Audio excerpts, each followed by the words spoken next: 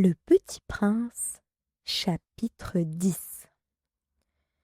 Il se trouvait dans la région des astéroïdes 325, 326, 327, 328, 329 et 330. Il commença donc par les visiter pour y chercher une occupation et pour s'instruire. La première était habitée par un roi. Le roi siégeait, habillé de pourpre et d'hermine, sur un trône très simple et cependant majestueux. « Ah ! Voilà un sujet !» s'écria le roi quand il aperçut le petit prince. Et le petit prince se demanda: « Comment peut-il me reconnaître puisqu'il ne m'a encore jamais vu ?» Il ne savait pas que, pour les rois, le monde est très simplifié. Tous les hommes sont des sujets.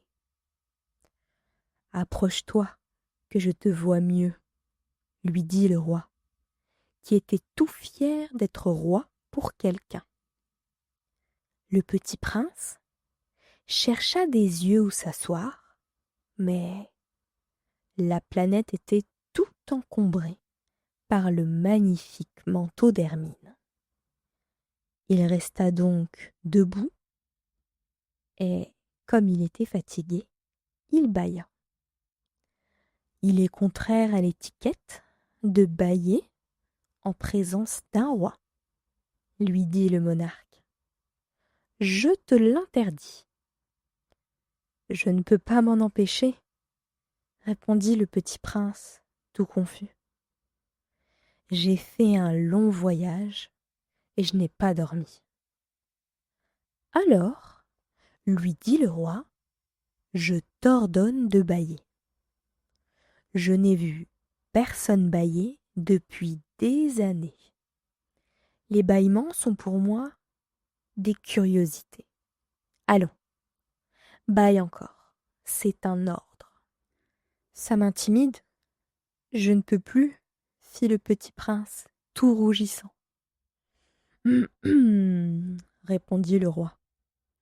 Alors je t'ordonne tantôt de bâiller et tantôt de...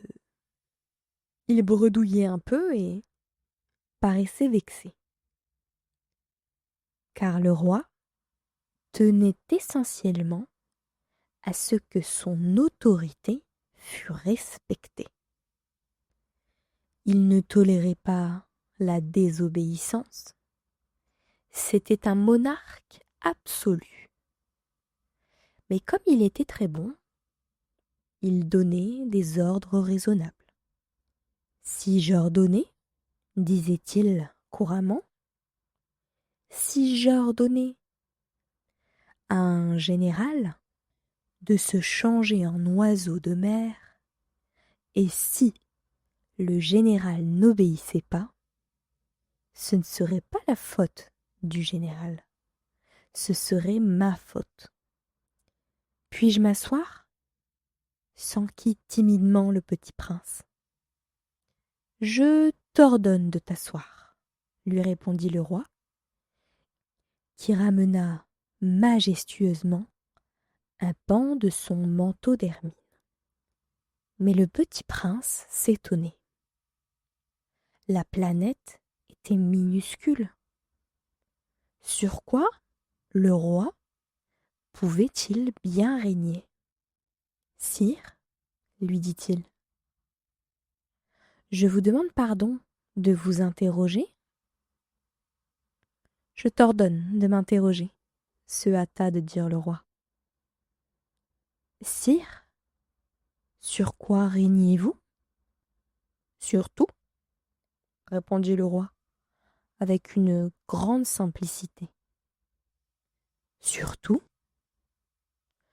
Le roi, d'un geste discret, désigna sa planète, les autres planètes et les étoiles. Sur tout ça? Dit le petit prince. Sur tout ça, répondit le roi. Car non seulement c'était un monarque absolu, mais c'était un monarque universel. Et les étoiles vous obéissent? Bien sûr, lui dit le roi. Elles obéissent aussitôt. Je ne tolère pas l'indiscipline. Un tel pouvoir émerveilla le petit prince. S'il l'avait détenu lui-même, il aurait pu assister non pas à 44, mais à 72, ou même à 100, ou même à 200 couchers de soleil dans la même journée, sans avoir jamais à tirer sa chaise. Et comme il se sentait un peu triste, à cause du souvenir de sa petite planète abandonnée, il s'enhardit à solliciter une grâce du roi. Je voudrais voir un coucher de soleil. Faites-moi plaisir. Ordonnez au soleil de se coucher. Si j'ai ordonné à un général de voler d'une fleur à l'autre à la façon d'un papillon, ou d'écrire une tragédie, ou de se changer en oiseau de mer, et si le général n'exécutait pas l'ordre reçu, qui, de lui ou de moi, serait dans son tort? Ce serait vous, dit fermement le petit prince. Exact. Il faut exiger de chacun ce que chacun peut donner, reprit le roi. L'autorité repose d'abord sur la raison. Si tu ordonnes à ton peuple d'aller se jeter à la mer, il fera la révolution. J'ai le droit d'exiger l'obéissance parce que mes ordres sont raisonnables. Alors, mon coucher de soleil, rappela le petit prince, qui jamais n'oubliait une question une fois qu'il l'avait posée. Ton coucher de soleil, tu l'auras. Je l'exigerai, mais j'attendrai, dans ma science du gouvernement, que les conditions soient favorables. Quand ça sera-t-il? S'informa le petit prince. Lui répondit le roi, qui consulta d'abord un gros calendrier. Ce sera ce sera ce soir, vers 7h40. Et tu verras comme je suis bien obéi. Le petit prince bâilla. Il regrettait son coucher de soleil manqué. Et puis, il s'ennuyait déjà un peu. Je n'ai plus rien à faire ici, dit-il au roi. Je vais repartir. Ne pars pas, répondit le roi, qui était si fier d'avoir un sujet. Ne pars pas, je te fais ministre. Ministre de quoi? De la justice. Mais il n'y a personne à juger. On ne sait pas, lui dit le roi. Je n'ai pas fait encore le tour de mon royaume. Je suis très vieux, je n'ai pas de place pour un carrosse. Et ça me fatigue de marcher. Oh, mais j'ai déjà vu, dit le petit prince qui se pencha pour jeter encore un coup d'œil sur l'autre côté de la planète. Il n'y a personne là-bas non plus. Tu te jugeras donc toi-même, lui répondit le roi. C'est le plus difficile. Il est bien plus difficile de se juger soi-même que de juger autrui. Si tu réussis à bien te juger, c'est que tu es un véritable sage. Moi, dit le petit prince, je puis me juger moi-même n'importe où. Je n'ai pas besoin d'habiter ici. Dit le roi. Je crois bien que sur ma planète, il y a quelque part un vieux rat. Je l'entends la nuit. Tu pourras juger ce vieux rat. Tu le condamneras à mort de temps en temps. Ainsi, sa vie dépendra de ta justice. Mais tu le gracieras chaque fois pour l'économiser. Il n'y en a qu'un. Moi, répondit le petit prince, je n'aime pas condamner à mort. Et je crois bien que je m'en vais. Non, dit le roi. Mais le petit prince, ayant achevé ses préparatifs, ne voulut point peiner le vieux monarque. Si votre majesté désirait être obéie ponctuellement, elle pourrait me donner un ordre raisonnable. Elle pourrait m'ordonner, par exemple, de partir avant 1 minute. Il me semble que les conditions sont favorables. Le roi, n'ayant rien répondu, le petit prince hésita d'abord, puis, avec un soupir, prit le départ. « Je te fais mon ambassadeur !» se hâta alors de crier le roi. Il avait un grand air d'autorité.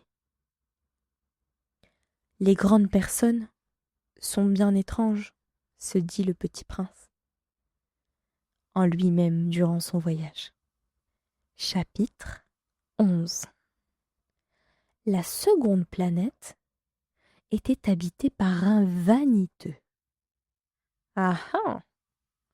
Voilà la visite d'un admirateur, s'écria de loin le vaniteux dès qu'il aperçut le petit prince.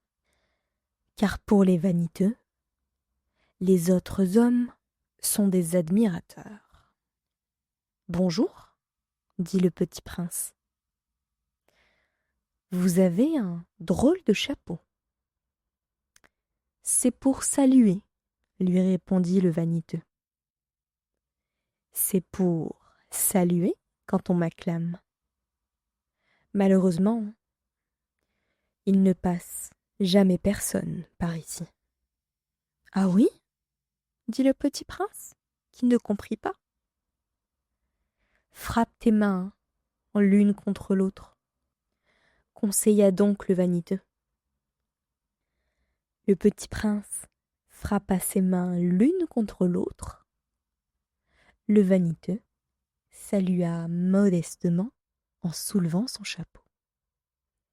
Ça, c'est plus amusant que la visite au roi, se dit en lui-même le petit prince. Et il recommença de frapper ses mains l'une contre l'autre. Le vaniteux recommença de saluer en soulevant son chapeau. Après 5 minutes d'exercice, le petit prince se fatigua de la monotonie du jeu. « Et pour que le chapeau tombe, demanda-t-il, que faut-il faire ?»